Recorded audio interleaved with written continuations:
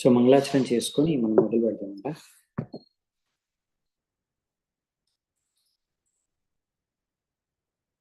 ఓం అజ్ఞానతిమిరాంధస్య జ్ఞానాంజనాశలాకయా చక్షురున్మిలితం యేన తస్మై శ్రీగురవే నమః. శ్రీచైతన్యమనోభీష్టం స్థాపితం యేన భూతలే స్వయం రూపః కదా మహ్యం దదాతి స్వపదాంతికం. వందేహం శ్రీగురూన్ శ్రీయుతాపదకమలం శ్రీగురూన్ వైష్ణవాంశ్చ శ్రీరూపం సాగ్రజాతం సహగణ రఘునాథాన్వితాం తం సజీవం साद्वैतं सावधूतं परिजनसहितं कृष्णचैतन्यदेवं श्रीराधा कृष्णपादान् सहगणललिता श्रीविशाखान्वितांश्च नमो विष्णुपादाय कृष्णप्रेष्ठाय भूतले श्रीमते भक्तिवेदान्त स्वामिने ते नामिने. नमस्ते सारस्वते देवे गौरवाणी प्रचारिणे निर्विशेष शून्यवादी पाश्चात्यदेशधारिणे. नमो महावदन्याय कृष्णप्रेमप्रदायते कृष्णाय कृष्णचैतन्य नामिने गौरत्पिसे नमः. हे कृष्णा करुणा सिन्धो दीनबन्धु जगत्पते गोपेश गोपिका कान्त राधाकान्त नमोस्तुते. तप्तकाञ्चन गौराङ्गी राधे वृन्दावनेश्वरी वृषभानुसुते देवी प्रणमामि हरिप्रिये. नीलाचलनिवासाय नित्याय परमात्मने बलभद्रसुभद्राभ्यां जगन्नाथाय ते नमः. वाञ्छाकल्पतरुभ्यश्च कृपासिन्धुभ्य एव च पतितानां पावनेभ्यो वैष्णवेभ्यो नमो नमः. जय श्रीकृष्ण चैतन्य प्रभु नित्यानन्द श्री अद्वैत गदाधर श्रीवासादि गौरभक्तवृन्द. हरे कृष्णा कृष्ण कृष्ण हरे हरे हरे राम राम राम हरे हरे. हरे कृष्ण. సో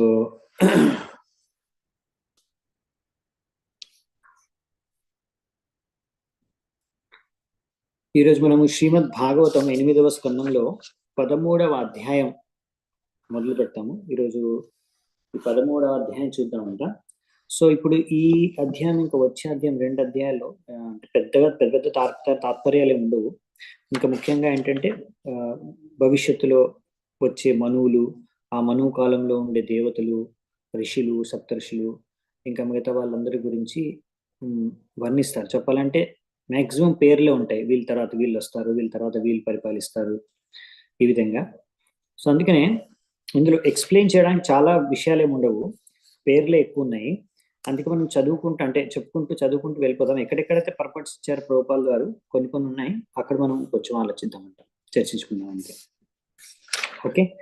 సో 13వ నంబర్ అధ్యాయము మొదటి శ్లోకం నుంచి చూద్దాం.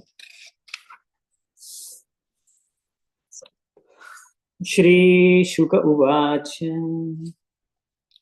మనుర్వివస్వతః పుత్రః శ్రాద్ధదేవా ఇతి శ్రుతః సప్తమో వర్తమానో యస్ తదపత్యాని మే శృణు. శుకదేవ గోస్వామి చెప్తున్నారు ఏంటంటే, ఎందుకంటే పరీక్షిత్ మహారాజ్ కోరుకున్నాడు మనువుల గురించి చరిత్ర వినాలని ఆయన అనుకున్నాడు. ఇంకా మనువుల గురించి నాకు చెప్పండి, మిగతా మనువుల గురించి అని ఎప్పుడు అడిగాడు. అందుకే 1 by 1 చెప్పుకుంటూ వస్తున్నారు. సో ఇప్పుడు ఇంతకుముందు మనువుల గురించి చర్చించుకున్నాం ఆల్రెడీ, ఇప్పటి వరకు జరిగినంత వరకు. ఇప్పుడు ప్రజెంట్ మనువుకు వచ్చారనమాట. ఇప్పుడు మను ఎవరైతే పరిపాలిస్తున్నారో ఆయన పేరు వచ్చేసి శ్రాద్ధదేవ. ఆయన వివస్వాన్ యొక్క పుత్రుడు. వివస్వాన్ ఎవరో తెలుసు కదా మీకు, సూర్య భగవానుడి పేరు వివస్వాన్. సూర్యలోకంలో సూర్య భగవానుడు ఉన్నాడు కదా, ఆయన పేరు వివస్వాన్. సో ప్రతి ఒక్క దేవతకు ఒక పేరు ఉంటుంది. ఇప్పుడు అక్కడ ఈ పేర్లన్నీ ఇక్కడ చూస్తాం మనం, ఏ దేవతకి ఏం పేరు ఉందని. సో సూర్యుడి పేరు యాక్చువల్ అయితే సూర్య భగవానుడి పేరు వచ్చేసి వివస్వాన్ అన్నమాట. సో ఈ వివస్వాన్ యొక్క పుత్రుడే శ్రాద్ధదేవ. ఈ శ్రాద్ధదేవ ఇప్పుడు పరిపాలించే మను. వైవస్వత మను అంటారు కదా, వైవస్వత మను అంటే ఎవరో కాదు, శ్రాద్ధదేవి. అంటే వైవస్వత మను అంటే ఏంటంటే వివస్వాన్ యొక్క పుత్రుడు అని. ఈ వైవస్వత మనునే అసలు పేరు శ్రాద్ధదేవుడు. ఇప్పుడు వసుదేవ్ పితృడిని వాసుదేవ్ అంటారు కదా, వాసుదేవ్ అంటే కృష్ణుడు. అలాగే వైవస్వత మను అంటారు కదా. సో వైవస్వాన్ అంటే వివస్వాన్ యొక్క పుత్రుడు వైవస్వాన్. సో ఆయన పేరే శ్రాద్ధదేవుడు. ఆయన ఇప్పుడు కరెంట్ పరిపాలించే మను. సో ఈ శ్రాద్ధదేవ్ వచ్చేసి 7వ మను. సో ఈయన గురించి ఇంకా ఆయన పుత్రుల గురించి ఇప్పుడు చెప్తారు. నెక్స్ట్ ఇక్ష్వాకుర్ నభగశ్చైవ దృష్ట శర్యాతిరేవ చ నరిష్యంతో తనాభాగః సప్తమోదిష్ట ఉచ్యతే తరుషశ్చ ప్రదర్శశ్చ దశమో వసుమాన్ స్మృతః మనోర్వైవస్వతస్యైతే దశపుత్రాః పరంతప. ఓ రాజా పరీక్షిత, ఈ విధంగా మనువుకి మొత్తం 10 మంది పుత్రులు. ఆ పుత్రుల పేర్లు ఇక్కడ ఇచ్చారు. ఎవరెవరంట? ఇక్ష్వాకు, నభగ, దృష్ట, శర్యాతి, నరిష్యంత, ఇంకా నాభాగ. 7వ పుత్రుడి పేరు వచ్చేసి దిష్ట. దాని తర్వాత తరుష, ఇంకా ప్రషద్ర, ఇంకా లాస్ట్ పుత్రుడి పేరు వచ్చేసి వసుమాన్. సో ఈ మొత్తం 10 మంది పుత్రులు మనువుకి, అంటే శ్రాద్ధదేవుకి 10 మంది పుత్రులు. ఆ 10 మంది పుత్రుల పేర్లు కూడా ఇక్కడ ఇచ్చారు. ఇక్ష్వాకు నుంచి స్టార్ట్ అవుతుంది. ఇప్పుడు మీరు వినే ఉంటారు భగవద్గీతలో కూడా కృష్ణుడు చెప్పాడు. సో ఈ యొక్క భగవద్గీత నేను ఫస్ట్ వివస్వానికి ఇచ్చాను, సూర్య భగవానుడికి. వివస్వాను ఆయన తన పుత్రుడికి మనువుకి ఇచ్చాడు. ఆ మనువు అంటే శ్రాద్ధదేవే. ఈ మనువు యొక్క తన యొక్క పుత్రుడికి ఇచ్చాడు. ఇక్ష్వాకు, అవునా? మనుర్ ఇక్ష్వాకవే బ్రవీత్. ఈ సో ఏ భగవద్గీత జ్ఞానాన్ని అయితే కృష్ణుడు సూర్య భగవానుడికి ఇచ్చాడో, వివస్వానికి, ఆయన పుత్రుడు మనువుకి ఇచ్చాడు. ఆయన పేరు బేసికలీ శ్రాద్ధదేవ్. సో ఆయన ఇక్ష్వాకు ఇచ్చాడు. సో ఇదే పరంపర అన్నమాట. సో ఈ పరంపరలోనే ముందు జ్ఞానం వచ్చింది. ఏవం పరంపర ప్రాప్తం ఏం రాజర్షి ఋషి. సో ఇది 4వ అధ్యాయంలో భగవద్గీతలో చెప్తారు కృష్ణుడు. సో ఆ వివస్వానుడు, ఆ వైవస్వతమను, ఇంకా ఇక్ష్వాకు, వీళ్ళే అనమాట ఇక్కడ చెప్పింది. కరెంట్ వాళ్ళే పరిపాలించే, అంతే కదా. ఇప్పుడు మొన్న అంటే లాస్ట్ ద్వాపరయుగ కలియుగం కన్నా ముందున్న ద్వాపరయుగంలోనే కదా కృష్ణుడు భగవద్గీత చెప్పారు. సో ఇప్పుడు జరిగే యుగం ఇది యాక్చువల్లీ ఈ మన్వంతరంలోనే. సో కాబట్టి కృష్ణుడు చెప్పింది ఇక్కడున్న మనువుకి, ఇప్పుడున్న మనువుకి. సో మీరు అలా కూడా మీరు క్రాస్ చెక్ చేసుకోవచ్చు అనమాట. ఆ విధంగా చూడండి మీరు ఎంత ఎంత ఇదొక, ఇప్పుడు భగవద్గీత అనేది మహాభారతంలో భాగం యాక్చువల్లీ. ఇప్పుడు ఇది శ్రీమద్ భాగవతం. అలాగే ఇప్పుడు రామాయణం వస్తుంది. రామాయణంలో ఇప్పుడు భగవంతుడు రాముడు, ఆయన ఇదే సూర్యవంశీ. సో ఆయన ఇక్ష్వాకు, ఇదే వంశంలో వస్తారు ఆయన కూడా. సో ఇవన్నీ వేరే వేరే పురాణాలు ఉన్నాయి. రామాయణం, మహాభారతం, ఇది భాగవతం. అయినా అన్నిట్లో కనెక్షన్స్ ఉన్నాయి, మీరు చూడొచ్చు. చాలా మంది అనుకుంటారు కల్పితమైన కథలు, పురాణాలు ఇవన్నీ, మహాభారతం ఇవన్నీ కూడా అనుకుంటారు. కానీ అలా మీరు ఈజీగా చూడొచ్చు. ఇదంతా చాలా సైంటిఫిక్ గా ఉంటుంది. ఇంకా అన్ని లింక్స్ ఉంటాయి, ఈజీగా మనకు అర్థమవుతుంది. భగవద్గీతలో ఏదైతే కృష్ణుడు చెప్పాడో ఆయన గురించి ఇక్కడ కూడా రాశారు. సో ఈ విధంగా ఇప్పుడు ఎవరైనా మామూలుగా ఏదైనా కల్పితమైన స్టోరీ రాస్తే ఏదో చిన్నగా 2 పేజీ స్టోరీ రాస్తారు. అంతేగాని వేల లక్ష శ్లోకాలు అన్ని స్టోరీలు రాసి అన్ని కనెక్ట్ అయి ఉంటాయి, అలా ఉండవు కదా. అది కాబట్టి అది యాక్చువల్లీ ప్రాక్టికల్లీ అసలు సంభవమే కాదు. సో అలా మహాభారతము, రామాయణము, భాగవతం, ఇంకా మిగతా పురాణాలు అన్ని స్టోరీస్ లింక్స్ ఉంటాయి. అలా ఎలా ఉంటాయి? సో కాబట్టి ఇవన్నీ జరిగిన కథలు కాబట్టి అవి ఆథర్ వ్యాసదేవ్ కానీ, వాల్మీకి రామాయణంలో కానీ, అలా ఇంకా మిగతా వ్యాసదేవ్ యొక్క శిష్యులు కానీ వాళ్ళందరూ రచించారు. కాబట్టి అవన్నీ జరిగిన కథలు కాబట్టి అన్నిట్లో మ్యాచ్ అవుతుంది, అన్ని శాస్త్రాలు కూడా మ్యాచ్ అవుతాయి. సో ఇక్కడ ఇది యాక్చువల్లీ మనువులు అనేది ఇప్పుడు కరెంట్ రూల్ అవుతుంది. ఇదేదో ఎప్పుడో జరిగింది కాదు, ఇప్పుడు కరెంట్లీ ఇప్పుడు కూడా ప్రస్తుతం ఈ మనువే పరిపాలిస్తున్నాడు. ఇప్పుడు కూడా పరిపాలిస్తున్నాడు మనువు. ఇది ఎప్పుడు జరిగిన కథ, ఎప్పుడు ముందున్న మనువు కాదు, ఇప్పుడు కరెంట్ ఉన్న మనువే. సో యాక్చువల్లీ ఇప్పుడు ఎలాగైతే ప్రజెంట్ గా ప్రైమ్ మినిస్టర్ ఉన్నాడు, నరేంద్ర మోడీ పరిపాలిస్తున్నాడు, సో భారతదేశం ప్రధానమంత్రి, అలాగే అదేదో అతీతం కాదు, వర్తమానం అనమాట. ఇప్పుడు ఈ మనువు యాక్చువల్లీ వర్తమానం మనువు, ఇప్పుడు కరెంట్ మనువు అనమాట.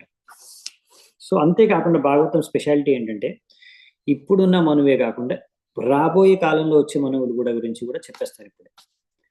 సో ఇవన్నీ పదవులు అనమాట. ఇప్పుడు ఈ పదవులు అన్నప్పుడు ఏమంటే ఆ మనువు కాలం అయిపోయిన తర్వాత ఇంకో మనువు రావాలి ఆ పదవికి. సో ఎవరైతే యోగ్యులో వాళ్ళందరికీ ముందే ఓకే ఇప్పుడు నెక్స్ట్ మను పదవి ఎవరుంటారు అనేది భగవంతుడు ఆల్రెడీ డిసైడ్ చేసేస్తాడు, ఎందుకంటే ఆల్రెడీ యోగ్యమైన వ్యక్తులు ఉన్నారు. సో ఈ విధంగా అందుకనే ఇక్కడ మనకి సుఖదేవ్ గోస్వామి చెప్తున్నారనమాట. ఆల్రెడీ వీళ్ళందరూ నెక్స్ట్ ఎవరు అవుతారా మనువు, దాని తర్వాత ఎవరు అవుతారా మనువు, ఇక్కడ ఆల్రెడీ అంతా ముందు నుంచే ఉంది. అంటే ముందు నుంచి ఎందుకు ఉంది అంటే భగవంతుడు ఆల్రెడీ వాళ్ళ యోగ్యత ప్రకారం వాళ్ళకి ఆల్రెడీ ఇచ్చేసాడు. మనం ఒకటి చూస్తాము, ఇప్పుడు దీని తర్వాత బలి మహారాజ్ యొక్క ఎపిసోడ్ వస్తుంది, అంటే వామన్ దేవ్ బలి మహారాజ్ లీల వస్తుంది. ఆ ఎపిసోడ్ లో ఫైనల్ గా బలి మహారాజ్కి వామన్ దేవ్, నువ్వు నెక్స్ట్ మనమంతరంలో నువ్వే ఇంద్రుడు అవుతా అని చెప్పేస్తాడు. సో అది అంటే అప్పుడే ఆల్రెడీ ఫిక్స్ చేసేసాడు, అవునా. ఇప్పుడు వామన్ దేవ్ ఎప్పుడైతే లీల జరిగిందో ఆల్రెడీ ఎప్పుడో అయిపోయింది వామన్ అవతారం. సో బలి మహారాజ్ ఎప్పుడో లీల జరిగింది ఈ లీల. సో అప్పుడే భగవంతుడు ఫిక్స్ చేశాడు నెక్స్ట్ మనవంతరంలో నువ్వు అవుతావు ఇంద్రుడు అని. సో ఆ విధంగా ఆల్రెడీ ఈ మను పదవిని భగవంతుడు ఎప్పుడో ఎవరెవరికి ఎప్పుడెప్పుడు దొరకాలనేది ఆల్రెడీ ఫిక్స్ చేశారు. సో అందుకని ఇక్కడ అది చెప్తున్నారన్నమాట. సో ఇవన్నీ ఇప్పుడు భవిష్యత్తులో ఏం జరుగుతుందో ఇప్పుడే చెప్పేస్తున్నారు. సో అందుకని ఒక విధంగా చెప్పాలంటే ఇప్పుడు భాగవతంలో అందుకే ఇవి పర్ఫెక్ట్ గ్రంథాలు అన్నమాట. మామూలుగా ఇలా భవిష్యత్తులో ఏం జరుగుతుందో ఎవరు చెప్పలేరు, ఓన్లీ భగవంతుడు మాత్రమే చెప్పగలుగుతాడు. భగవంతుడు తప్ప ఇంకెవరు చెప్పలేరు భవిష్యత్తులో ఏం జరుగుతుందని, ఎందుకంటే ఆయన కంట్రోల్లో ఉన్నది, ఇంకెవరు కంట్రోల్ లేదు. కాబట్టి అలా భగవంతుడు చెప్పింది ఏందో అదే ఇక్కడ రాశారనమాట, మనకి ఇచ్చారు భాగవతం వ్యాసదేవులు. సో నెక్స్ట్ చూద్దామంటే ఇప్పుడు ఈ మన్వంతరంలో ఎవరెవరు ఉన్నారు, ఇంకా నెక్స్ట్ మన్వంతరాల్లో ఎవరెవరు ఉన్నారు వాళ్ళ పేర్లు లైన్ గా వస్తాయి. 4th శ్లోకం నుంచి చూస్తున్నాను. ఆదిత్యా వసవో రుద్ర విశ్వదేవా మరుద్గణాః అశ్వినావిర్భవో రాజన్ ఇంద్రస్తేషాం పురందరః. సో ఇప్పుడు ఇక్కడ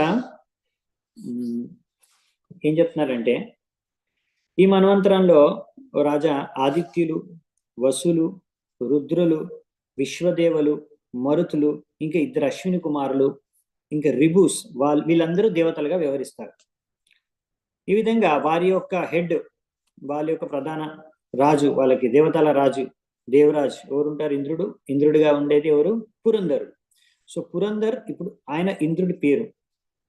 సో ఇంద్ర అనేది పదవి, ఇంద్రుడు అనేది దేవేంద్రుడు అనేది పదవి. కానీ ఇప్పుడు ఆ వ్యక్తి చేంజ్ అవుతూ ఉంటారు, ప్రతి మన్వంతరంలో చేంజ్ అవుతారు.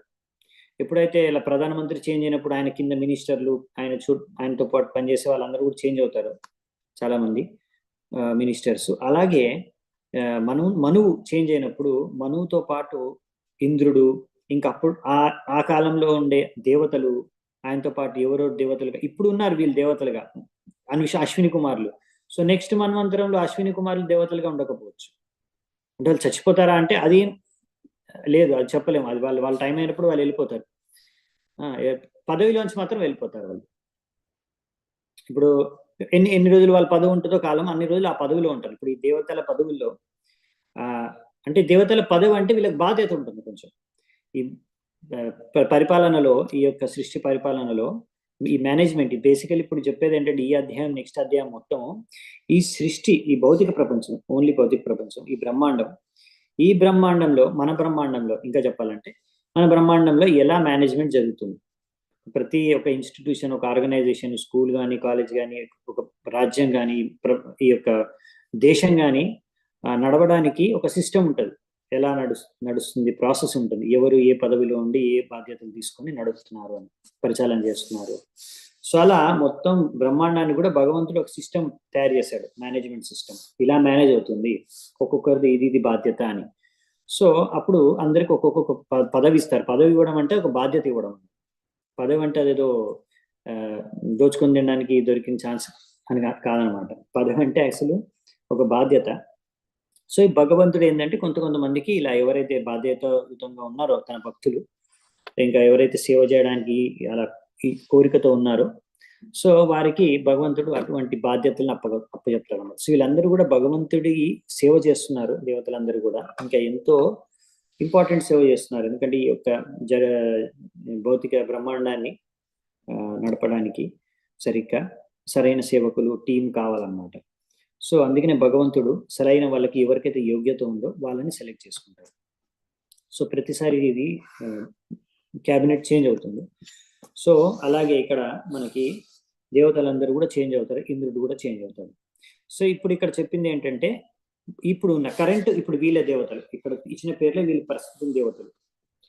కశ్యపోత్రిర్వశిష్టశ్చ విశ్వామిత్రోత గౌతమః జమదగ్నిర్ భరద్వాజ ఇతి సప్తర్షయా స్మృతాః. సో సప్తర్షులు ఎవరు? కశ్యప, అత్రి, వశిష్ఠ, విశ్వామిత్ర, గౌతమ, జమదాగ్ని ఇంకా భరద్వాజ. వీళ్ళు 7 మంది ఋషులు, సప్తర్షులు. సో ఇప్పుడు వీళ్ళు కూడా చేంజ్ అయిపోతారు. వీళ్ళందరి పేర్లు మీరు వినే ఉంటారు, మోరార్లెస్ ఎక్కడో అక్కడ చాలాసార్లు వినే ఉంటారు. ఎందుకంటే మనం ఇప్పుడు ఈ లీల రామాయణం కానీ మహాభారతం కానీ ఇక్కడ ఇప్పుడు భాగవతంలో కూడా చాలా ఇప్పుడు ఈ మన్వంతరంలో జరిగిన చాలా లీలలు మనం చర్చించుకున్నాం కాబట్టి చాలాసార్లు సప్తర్షుల పేర్లు, ఈ దేవతల పేర్లు విన్నాం, అవునా? కానీ ఇప్పుడు వచ్చే పేర్లు నెక్స్ట్ తర్వాత వస్తాయి పేర్లు, అవన్నీ మనం చాలా పేర్లు వినుండం ఎప్పుడు, కానీ వాళ్ళు కూడా సప్తర్షులు అవుతారంట తర్వాత. సో అప్పుడు తర్వాత ఫ్యూచర్లో వేరే వాళ్ళు ఎవరు అవుతారు, చాలా పేర్లు మనం ఇప్పుడు కొత్తగా వింటాము. ఇప్పటివరకు విన్న పేర్లు కొంచెం విన్న పేర్లు ఉంటాయి, కానీ ఇంతకుముందు ఇప్పుడు వచ్చే పేర్లు అన్ని భవిష్యత్తులో వచ్చేవి కాబట్టి. సో నెక్స్ట్ 6వ నంబర్ శ్లోకం. అత్రాపి భగవజ్జన్మ కశ్యపాదదితేరభూత్ ఆదిత్యానామ వరజో విష్ణుర్వామణ రూపదృక్. ఈ మన్వంతరంలో భగవంతుడు ఈ విధంగా ఎలా ఆవిర్భూతి చెందాడంటే, భగవంతుడు ప్రతి మన్వంతరంలో ఒక అవతారం ఉంటుంది, మన్వంతర అవతారం. సో రకరకాల అవతారాలు ఉంటాయి, యుగ అవతారం, గుణ అవతారం, మన్వంతర అవతారం. ఈ విధంగా ప్రతి మను కాలంలో భగవంతుడు ఒక మన్వంతర అవతారం ఉంటుంది. ఈ మన్వంతరంలో వచ్చిన అవతారమే వామన అవతారం. అదితి యొక్క పుత్రుడిగా, అందరికన్నా యంగెస్ట్ చిన్న కొడుకుగా ఇప్పుడు వామన అవతారంలో భగవంతుడు ఒక డ్వార్ఫ్ బట్టు అంటారు కదా, సో డ్వార్ఫ్ అవతారంలో ఇప్పుడు వస్తారనమాట. ఆయన కశ్యపుడు, ఆయన యొక్క తండ్రి, అదితి ఆయన యొక్క తల్లి. సో అదే ఇక్కడ చెప్తున్నారనమాట. సో కశ్యప పుత్రుడిగా అంటే అదితి ఇంకా కశ్యపుల పుత్రుడు వామనుడిగా వస్తానమాట. వామన రూపదృక్, విష్ణుర్ వామన రూపదృక్. సో ఈ వామన అవతారం కూడా మన్వంతర అవతారం ఈ మనువు కాలంలో వచ్చింది. నెక్స్ట్ వచ్చేసి 7వ నంబర్ శ్లోకం.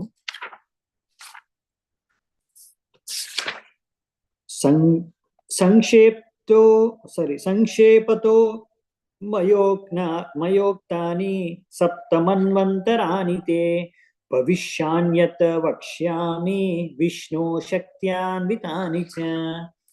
సో ఇప్పుడు చెప్తున్నారు ఏంటంటే శుకదేవ గోస్వామి, ఇప్పటివరకు జరిగిన మనువుల కథలు చెప్పాను, వాళ్ళ గురించి చెప్పాను. ఇప్పుడు కరెంట్ మనువు గురించి కూడా చెప్పేశాను నీకు. ఇప్పుడు చెప్పబోయేది భవిష్యత్తులో వచ్చే మనువులు, ఇంకా ఆ మనువు కాలంలో వచ్చే భగవంతుడు ఒక అవతారము, ఇంకా మిగతా దేవతలు సప్తఋషులు ఎవరు ఉంటారనే విషయాలు ఇప్పుడు నేను చెప్తానని చెప్తున్నారు. సో నెక్స్ట్ వివస్తశ్చాద్విజాయే విశ్వకర్మ సుతే ఉభే సంజ్ఞా ఛాయా చ రాజేంద్ర ఏ ప్రాగభిహితే తవ. ఓ రాజా, నేను నీకు ముందుగానే చెప్పాను, 6వ స్కందంలో విశ్వకర్మకి 2 కూతుర్లు ఉన్నారు. విశ్వకర్మ యొక్క 2 కూతుర్ల పేరు వచ్చేసి సంజ్ఞ ఇంకా ఛాయ. సంజ్ఞ ఇంకా ఛాయ వీళ్ళిద్దరూ విశ్వకర్మ యొక్క కూతుర్లు. వాళ్ళు ఎవరితో వివాహం జరిగిందంటే వాళ్ళకి వివస్వాన్, సూర్యదేవుడికి 2 భార్యలు అనమాట. వివస్వాన్ కి సంజ్ఞ ఇంకా ఛాయ, వాళ్ళిద్దరూ కూడా విశ్వకర్మ యొక్క కూతుర్లు అనమాట. ఇప్పుడు వాళ్ళకి ఎవరు పుట్టారు ఏంటనేది ఉంటుంది.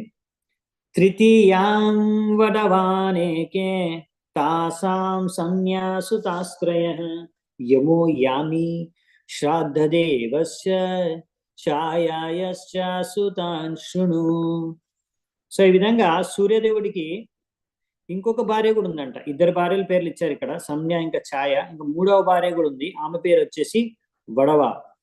సో ఈ 3 భార్యల్లో ఇప్పుడు సంజ్ఞ అనే భార్యకి 3 పిల్లలు, ఒకరు యమి ఇంకా శ్రాద్ధదేవ. ఈ శ్రాద్ధదేవనే ఇప్పుడు కరెంట్ మను యమరాజు తెలిసిందే, యమ. సో అలాగే యమి, మొత్తం ముగ్గురు. దాని తర్వాత ఇప్పుడు ఛాయ యొక్క పిల్లల గురించి చెప్తానంటాడు.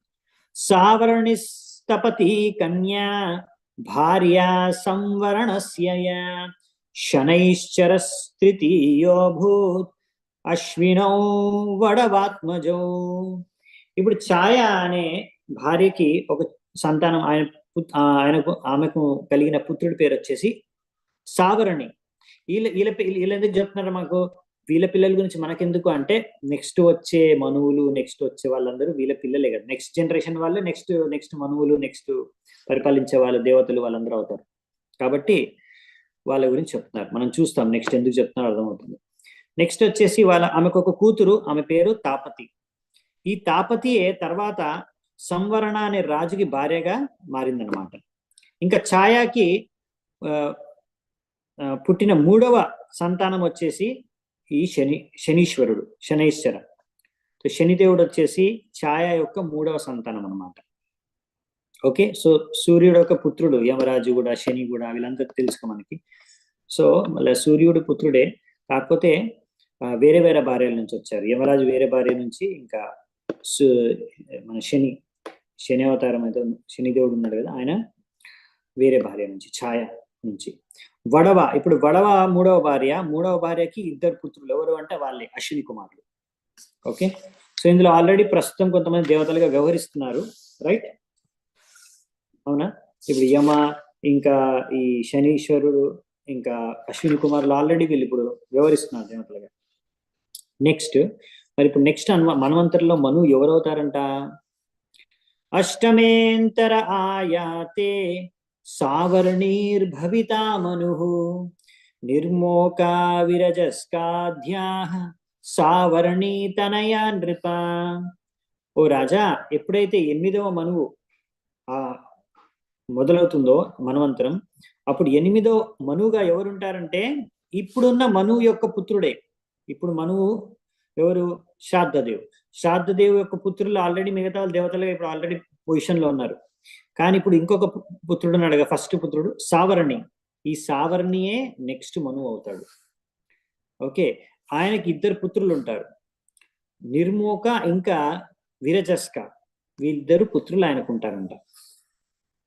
సో ఈ విధంగా మనము ఇప్పుడు ప్రస్తుతం ఉన్న మనువు మొత్తం చూడండి. ఒక మనువు కాలం వచ్చేసి కనీసం 71 దివ్య యుగాలు ఉంటాయి.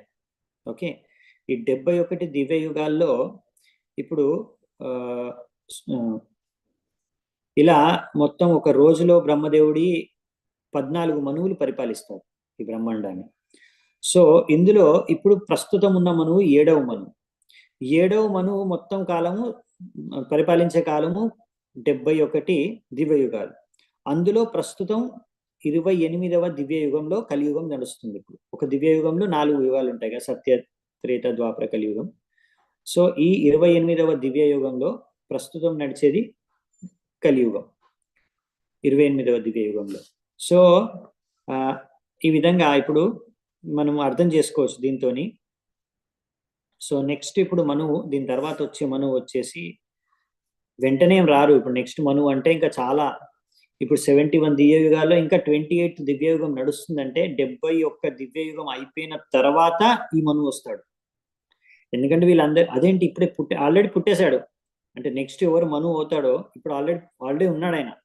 నెక్స్ట్ పోస్ట్ ఎవరికి వస్తుందో అంటే వీళ్ళందరూ దేవతలు కదా, వీళ్ళ ఆయువు అనేది చాలా వేల సంవత్సరాలు. వీళ్ళు దేవతా కాలంలోనే, దేవతల లోకంలోనే వేల సంవత్సరాలు ఉంటారు. మన క్యాలిక్యులేషన్ మనిషి అంటే మానవ పృథ్వీ భూమి మీద ఉన్న మన హ్యూమన్ క్యాలిక్యులేషన్ ప్రకారం చూసుకుంటే వీళ్ళు యాక్చువల్లీ లక్షల సంవత్సరాలు బతికేస్తారు, కోట్ల సంవత్సరాలు కొంతమంది బతికేస్తారు.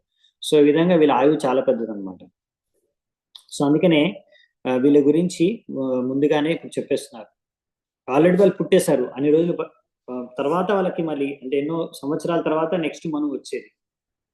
ఇంకా వాళ్ళకు పుట్టబోయే పుత్రులు గురించి కూడా చెప్పేస్తున్నారు.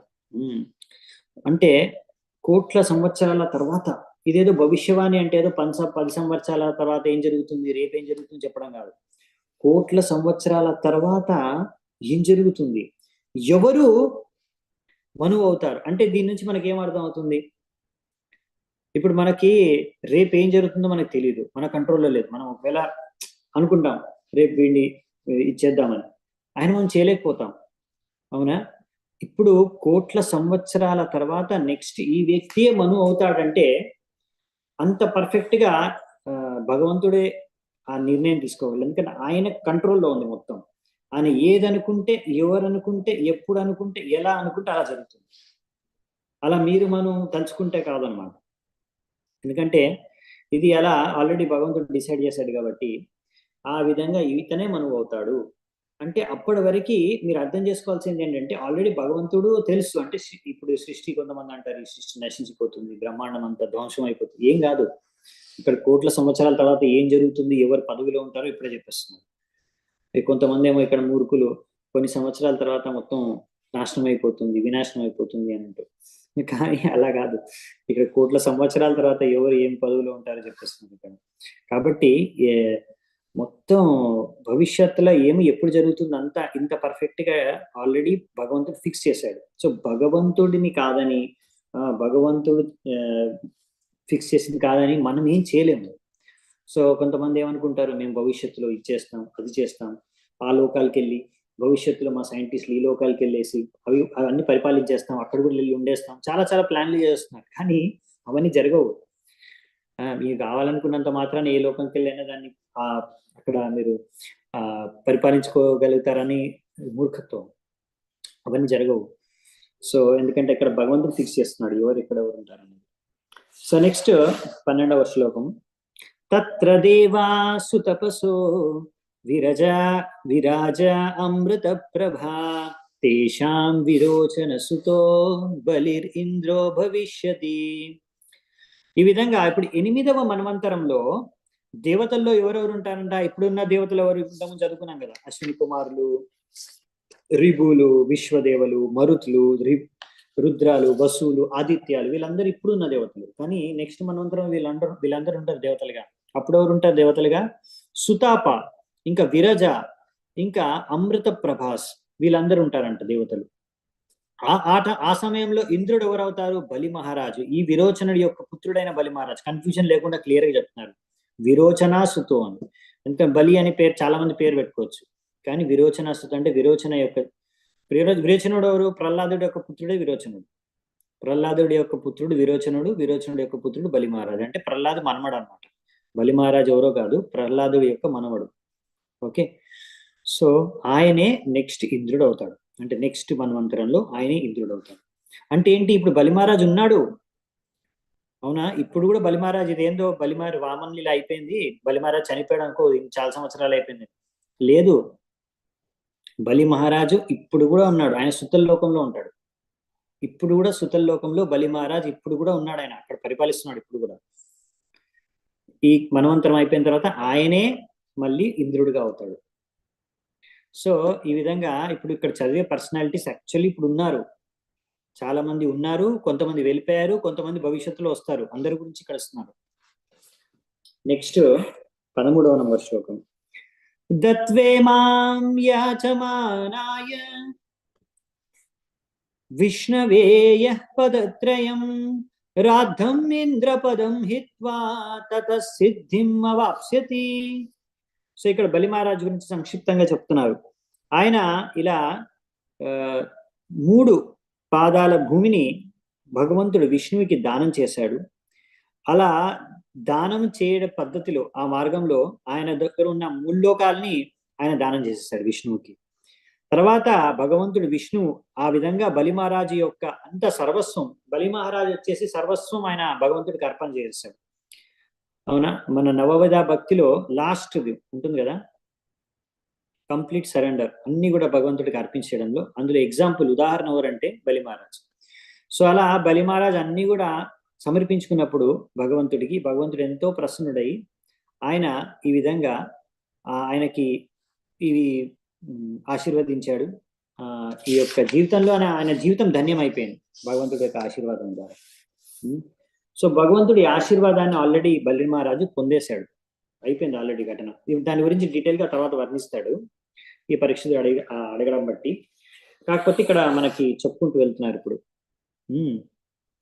సో ఈ విధంగా మామూలుగా జీవితంలో మన మెయిన్ ఉద్దేశం ఏంటంటే భగవంతుడికి భక్తి చేసుకొని భగవంతుడిని సంతృష్టిపరిచి భగవంతుడి యొక్క ఆశీర్వాదం కృప పొందడమే. అది బలి మహారాజు పొందేశాడు. అవునా? బలి మహారాజు అది పొందేశాడు. అది ఇక్కడ చెప్తున్నారు అన్నమాట. నెక్స్ట్ 14వ నంబర్ శ్లోకం. యోసౌ భగవతా బద్ధః ప్రీతేన సుతలే పునః నివేశితోదికే స్వర్గాత్ అధునాస్తేశ్వరాడివ. ఇప్పుడు ఎంతో ప్రేమతో భగవంతుడు బలి మహారాజుని ముందు బంధించాడు. దాని తర్వాత ఆయనే సుతల లోకానికి రాజుగా నియమించాడు. ఈ సుతల లోకం అంటే ఏదో సాధారణ లోకం కాదు. ఇది ఇక్కడ ఏమిచ్చారంటే నివేశితో అధికే స్వర్గాత్, స్వర్గాత్ కన్నా కూడా, స్వర్గం కన్నా కూడా అధికంగా ఐశ్వర్యవంతంగా ఈ సుతల లోకం ఉంటుందంట.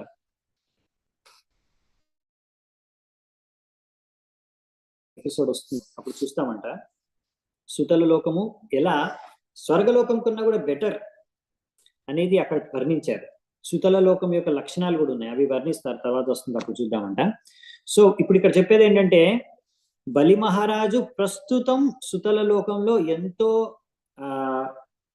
అంటే అష్టైశ్వర్యాల మధ్యలో, అంటే ఇంద్రుడి కన్నా కూడా చాలా మంచి పరిస్థితుల్లో ఆయన ఇప్పుడు సుతల లోకంలో నివసిస్తున్నాడు. నెక్స్ట్ వచ్చేసి 15-16. గాలవో దీప్తిమాన్ రామో ద్రోణపుత్ర కృపస్తత ఋష్యశృంగ పితాస్మాకం భగవాన్ బాదరాయణః ఇమే సప్తర్షయస్తత్ర భవిష్యంతి స్వయోగతః ఇదానీం మాసతే రాజన్ స్వే స్వే ఆశ్రమ మండలే. ఓ రాజా, 8వ మన్వంతరంలో, అంటే ఎప్పుడైతే బలి మహారాజ్ ఇంద్రుడు అవుతాడో, అవునా, సావరణి మనువు అవుతాడో, ఆ సమయంలో ఎవరెవరు ఇక్కడ సప్తఋషులు అవుతారు ఇక్కడ రాశారు. ఎవరెవరంటే సప్తఋషులు అయ్యేది గాలవముని, దీప్తిమాన్ పరశురాముడు అప్పుడు సప్తఋషి అవుతాడు. అశ్వత్థామ చనిపోలేదండి, ఇప్పుడు కూడా బతికే ఉన్నాడు ఆయన నెక్స్ట్ మన్వంతరంలో సప్తఋషులు అవుతాడు, అంటే అప్పటి వరకు ఉంటాడు. నెక్స్ట్ ఎందుకంటే క్లియర్గా ఇక్కడ రాశారు కదా, అశ్వత్థామ అని కన్ఫ్యూజ్ అవ్వకుండా, ఇది వేరే అశ్వత్థామ ఏం కాదు, ద్రోణపుత్ర అంటే ద్రోణాచార్య యొక్క పుత్రుడైన అశ్వత్థాముడు ఎవరైతే మనం మహాభారతంలో చదువుకున్నామో అదే అశ్వత్థామ ఇంకా చనిపోలేదు, ఆయన ఇంకా బతికే ఉన్నాడు. ఆయనే నెక్స్ట్ మన్వంతరంలో సప్తర్షి అవుతాడు. అలాగే కృపాచార్య, ఋషిశృంగ, ఇంకా నా యొక్క తండ్రి వ్యాసదేవుడు, అంటే వ్యాసదేవుడు ఇప్పుడు ఇంకా చనిపోలేదండి, వ్యాసదేవుడు ఇప్పుడు కూడా ఉన్నాడు, వ్యాసదేవుడు ఇప్పుడు కూడా జీవించే ఉన్నాడు. సో ఆయన చెప్తున్నాడు, నా తండ్రి వాసుదేవుడు కూడా ఎవరైతే నారాయణుడి యొక్క అవతారమో, అవునా, శక్తావేశ అవతారం, ఆయన వీళ్ళందరూ కూడా సప్తఋషులు అవుతారు. ఇప్పుడు పరశురాముడు కూడా భగవంతుడికి శక్తావేశ అవుతారు. సో ఇందులో ఇద్దరు భగవంతుడు అవతారాలు ఉన్నారు చెప్పాలంటే ఈ సప్తఋషులు వచ్చే నెక్స్ట్ సప్తఋషుల్లో. సో ఇలా ప్రస్తుతానికి వీళ్ళందరూ కూడా వాళ్ళ ఆశ్రమాల్లో ఉన్నారు. వీళ్ళందరూ ఇప్పుడు ప్రస్తుతం ఉన్నారు, ఆల్రెడీ జీవిస్తున్నారు. వీళ్ళందరూ కూడా ఇక్కడ చెప్పిన వాళ్ళందరి పేర్లు ఉన్నాయి. వీళ్ళందరూ ఇప్పుడు ప్రస్తుతం ఆల్రెడీ ఎక్కడెక్కడో ఉన్నారు, వాళ్ళు మనకు తెలీదు. వాళ్ళ చోట్లలో వాళ్ళు ఆల్రెడీ నివసిస్తున్నారు, వాళ్ళ నివాస స్థలాల్లో. సో ఎక్కడ ఎగ్జాక్ట్లీ ఉన్నారనేది మనకు తెలీదు, కానీ ఉన్నారు ఆల్రెడీ. వాళ్ళు ఆల్రెడీ ఇప్పుడు ప్రస్తుతం నివసిస్తున్నారు. టైం వచ్చినప్పుడు, నెక్స్ట్ మన్వంతరం వచ్చినప్పుడు వాళ్ళే సప్తర్షులుగా అవుతారు. నెక్స్ట్ 17వ నంబర్ శ్లోకం. దేవగుహ్యాత్ సరస్వత్యాం సార్వభౌమా ఇతి ప్రభు స్థానం పురందరాద్విత్వా బలయే దాస్యతీశ్వరః. 8వ మన్వంతరంలో భగవంతుడి యొక్క అవతారం ఏంటి?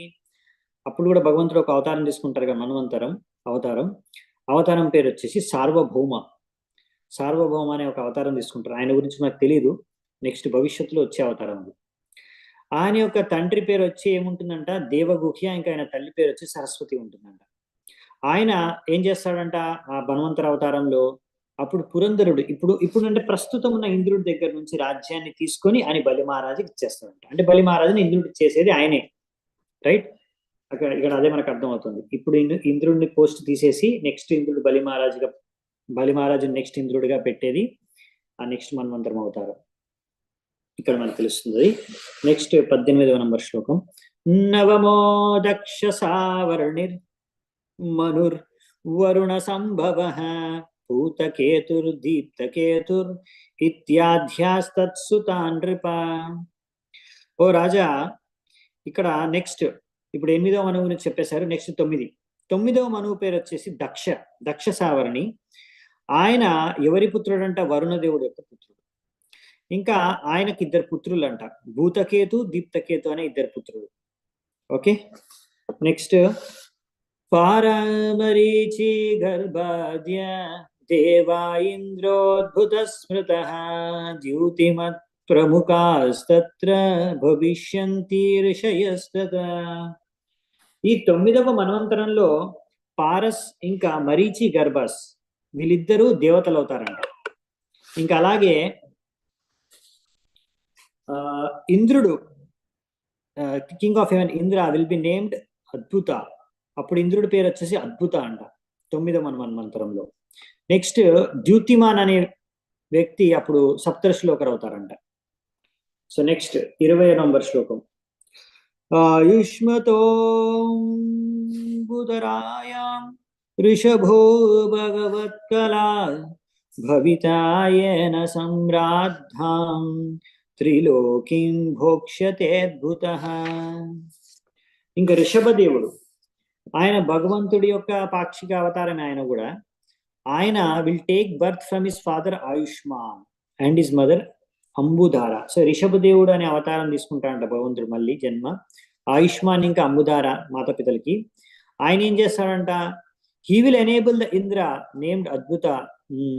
ఆయన ఈ యొక్క అద్భుత అనే ఇంద్రుడు ఈ సరిగ్గా ఈ యొక్క 3 లోకాలని అక్కడ ఐశ్వర్యాలన్నీ కూడా భోగించే విధంగా ఆయన ఇంద్రుడిగా ఈ అద్భుతకి ఇంద్రుడిని చేస్తాడంట.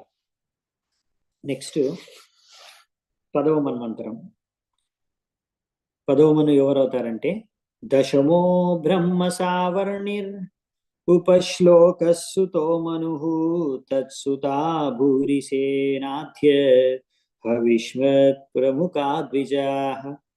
ఉపశ్లోక యొక్క పుత్రుడైన బ్రహ్మ సావర్ణి ఆయన 10వ మను అవుతాడంట. భూరిసేన ఆయనలో ఒక పుత్రుడు, ఆయన పుత్రుల్లో ఒకరు భూరిసేన. ఇంకా మిగతా బ్రాహ్మణులు హెడెడ్ బై హవిష్మాన్తో సహా మిగతా బ్రాహ్మణులు అందరూ కూడా సప్తఋషులు అవుతారంట. ఓకే. నెక్స్ట్ వచ్చేసి హవిష్మాన్ సుక్రత సత్యో జయో మూర్తిస్తదా ద్విజాః సువాసన విరుద్ధాధ్య దేవా శంభూ సురేశ్వరః.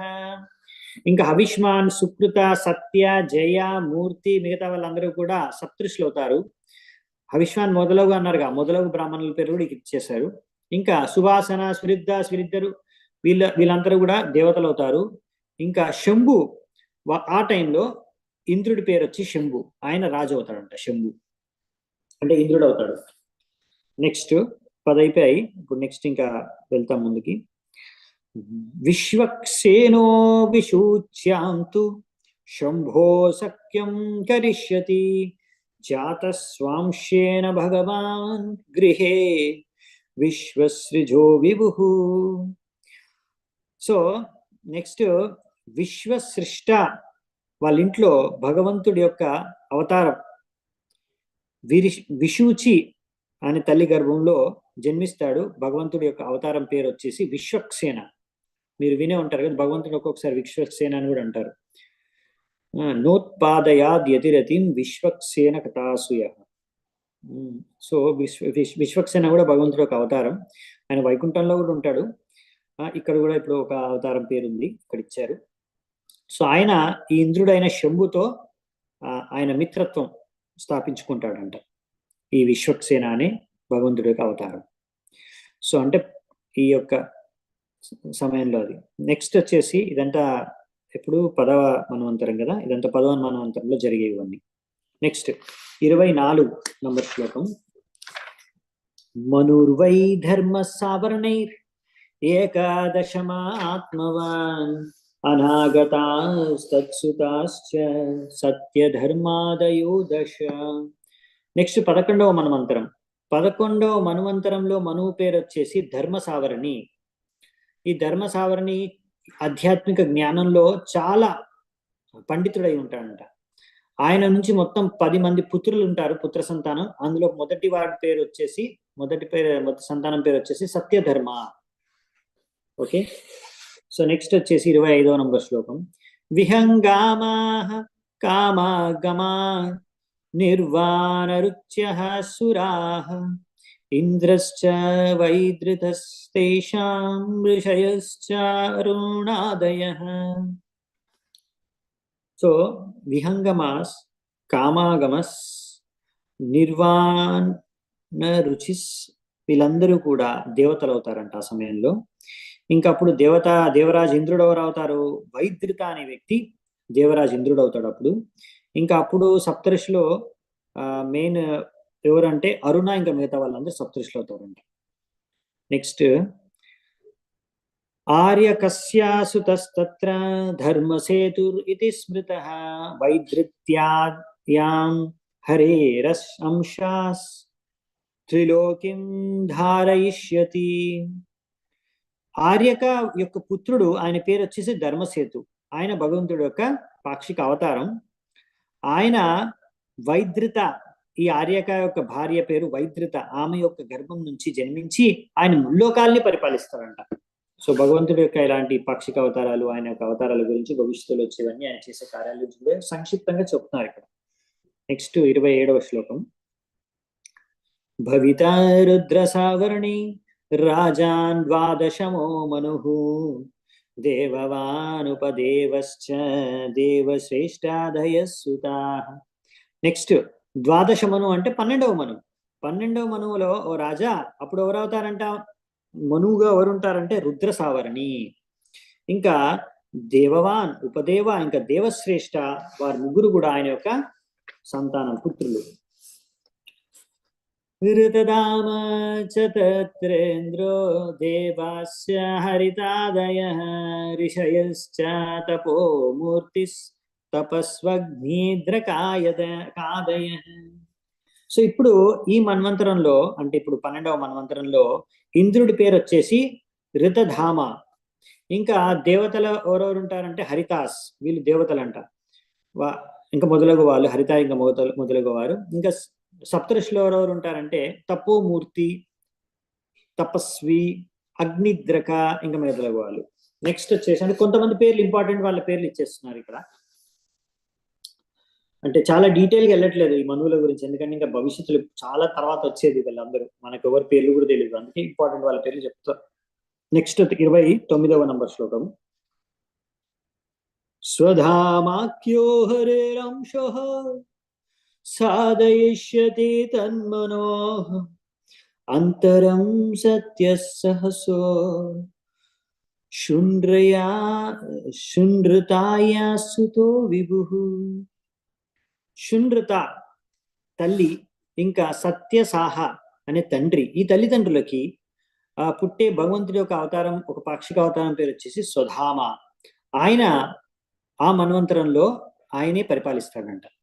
ఓకే, సో నెక్స్ట్ వచ్చేసి 13వ మన్వంతరం గురించి చూద్దామంట. మనుస్త్రయోదశో భావ్యో దేవసావర్ణిరాత్మవాన్ చిత్రసేన విచిత్రాధ్య దేవసావర్ణి దేహజా. సో దీని తర్వాత 13వ మనువు వచ్చేసి, ఆ 13వ మనువు పేరు వచ్చేసి దేవసావర్ణి. ఆయన కూడా ఈ ఆధ్యాత్మిక జ్ఞానంలో ఎంతో ఉత్తీర్ణుడై ఉంటాడంట. ఆయన యొక్క పుత్రుల్లో ముఖ్యమైన వాళ్ళ పేరు ఇచ్చారు ఇక్కడ, చిత్రసేన, ఇంకా విచిత్ర. నెక్స్ట్ 31వ శ్లోకం.